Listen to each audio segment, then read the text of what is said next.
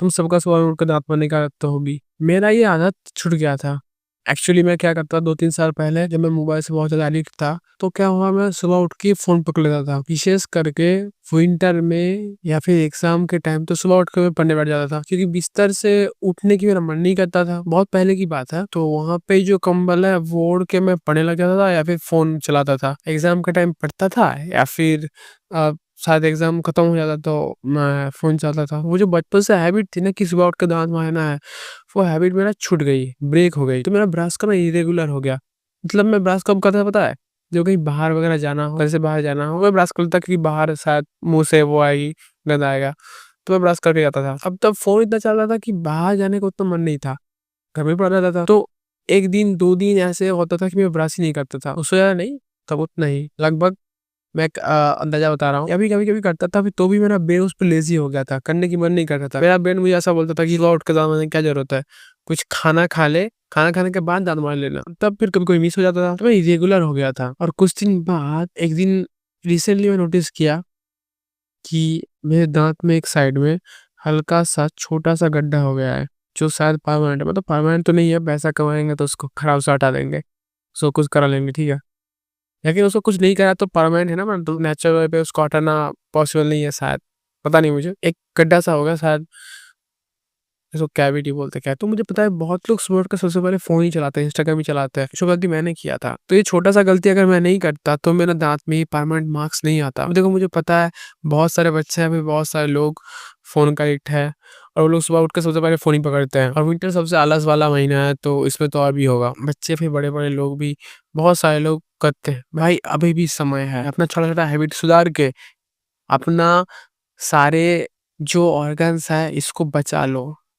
नहीं तो थोड़ा देर का फन के लिए, थोड़ा देर का आराम के लिए, थोड़ा देर का प्रोक्रास्टिनेशन के लिए, ये तुम्हें परमानेंट ऐसा छाप छोड़ के जाएगा, ऐसा परमानेंट नुकसान कर देगा तुम्हारा, तुम बाद में बहुत बड़ा रिग्रेट करोगे। ये प्रोक्रास्टिनेशन ना क्रेडिट कार्ड की तरह है, यूज़ करते टाइम बहुत मज़ा आता है, लेकिन बाद में जब उसका बिल भरना होता है ना, तो जिस लेवल का रिग्रेट होता है, वो तुम तब तक नहीं समझ सकते जब तक ना तुम उस बिल को भरोगे खुद, किसी दिन। सो अपने दाँत जब तक है, इसको लॉन्ग टर्म बुढ़ापे तक इसको सही से रखना है तो इसकी केयर करना सीखो।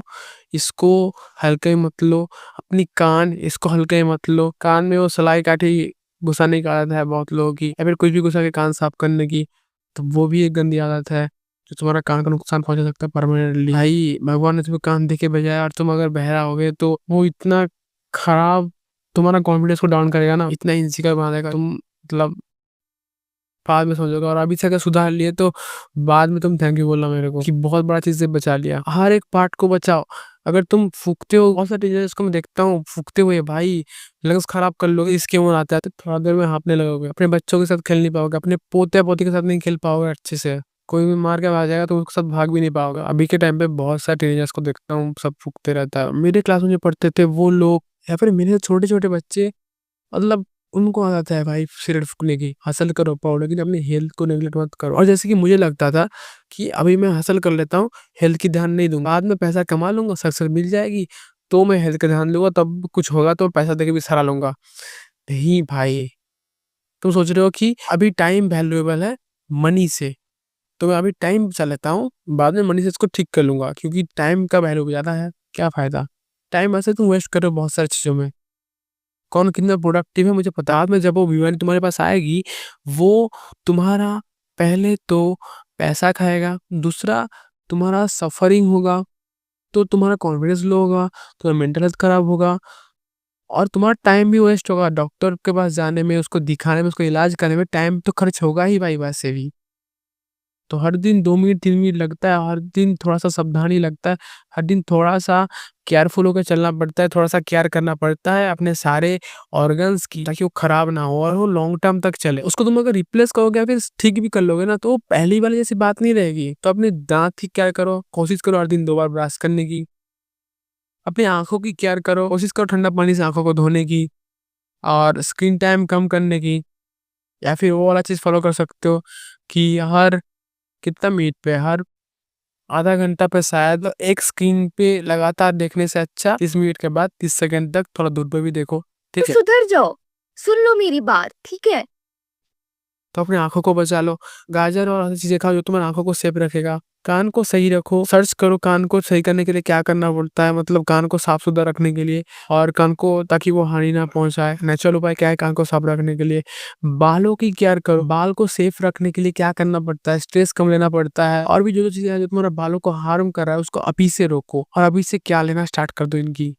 आंख, कान, बाल, दांत, लंग्स, स्किन, हार्ट, ब्रेन, हर चीज की स्ट्रेस कम लो, मेडिटेशन करो। मतलब ये होता है ना, तो 80-20 रूल, जो 20% चीजें 80% बीमारी को खत्म कर देता है, वो है योगा प्राणायाम। बस ये 20% चीजें तुम्हारा 80% चीजों को खत्म कर देगा।